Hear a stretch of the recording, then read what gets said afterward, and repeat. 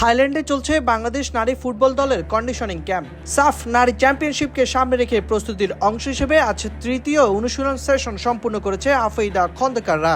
স্থায়ী সময় সকাল 7:30 থেকে প্রায় 1.5 ঘন্টাব্যাপী অনুশীলনে মিডফিল্ডার ও ডিফেন্ডারদের সমন্বয় বাড়ানোর দিকে বিশেষ গুরুত্ব দেন কোচিং স্টাফরা।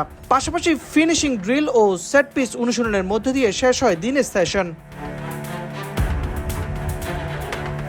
থাইল্যান্ড থেকে বাংলাদেশ ফুটবল ফেডারেশনের পাঠানো ভিডিও বার্তায় গোলকিপিং কোচ মাসুদ আহমেদ উজ্জ্বল জানিয়েছেন দলের বর্তমান অবস্থা সন্তোষজনক। সার্বিক অবস্থা আলহামদুলিল্লাহ ভালো, শারীরিক অবস্থা খুবই ভালো, কোনো ইনজুরির সমস্যা নেই। মোটামুটি মেয়েরা ভালো ট্রেনিং করছে। আজকে তৃতীয় দিনের যে ট্রেনিং সেশনটা গিয়েছে এখানে আমরা আসলে ডিফেন্ডার এবং মিডফিল্ডারদের যে কমিউনিকেশন এইটা নিয়ে কাজ করেছি বেশি। ওদের ইন অ্যান্ড আউট অফ পজিশনে যেই শেপে আনানোর জন্য একজন আরেকজনের সাথে যেই কমিউনিকেশনটা দরকার এটা নিয়ে আজকে একটু বেশি কাজ করেছে।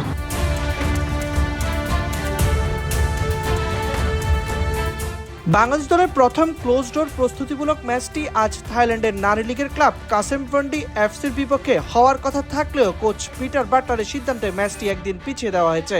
আগামীকাল অনুষ্ঠিত হওয়ার কথা রয়েছে ম্যাচটি।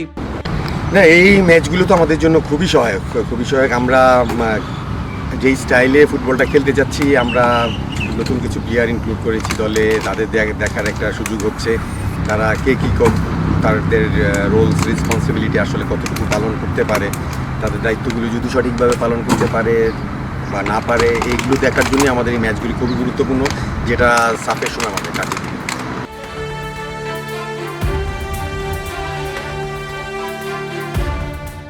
থাইল্যান্ড ক্যাম্প চলাকালীন আগামী 13 মে আরও একটি প্রস্তুতিমূলক ম্যাচ খেলবে বাংলাদেশ নারী দল।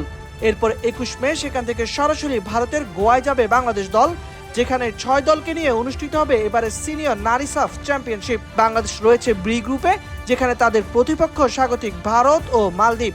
টুর্নামেন্টে বাংলাদেশের প্রথম ম্যাচ 28 মে।